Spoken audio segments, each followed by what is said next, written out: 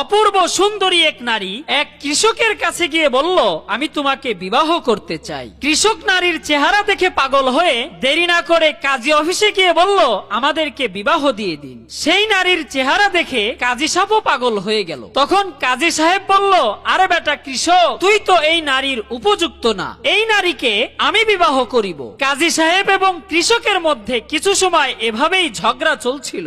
এক পর্যায়ে কৃষক এবং কাজী সাহেব বিচার নিয়ে গেল বাদশাহের দরবারে। সুন্দরী নারীর চেহারা দেখে বাদশাহ নিজেও পাগল হয়ে গেল। তখন বাদশাহ বললেন, তোমরা দুজনই এই নারীর অযোগ্য, এই নারীকে আমি নিজেই বিয়ে করব। তখন নারীকে বলা হলো, তুমি সিদ্ধান্ত দাও, তুমি কাকে বিবাহ করিবে। নারী সিদ্ধান্ত দিল, তোমাদের মধ্যে যে আমাকে দৌড়ে ধরতে পারবে আমি তাকেই বিবাহ করব। এবার নারী দৌড় দিল, পিছে পিছে কৃষক, কাজী সাহেব ও বাদশাহ দৌড় দিল।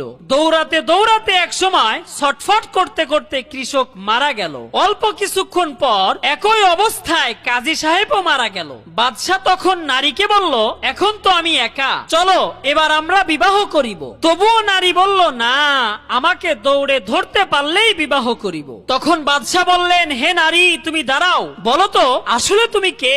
তখন নারী বলল, আমি হলাম দুনিয়া, আমার মধ্যে আছে শুধু চাকচিক্য, মোহ আর লোভ লালসা। আমার পিছে যে দৌড়াবে সে শুধু এভাবেই মরবে, এর বিনিময়ে সে কিচ্ছু পাবে না।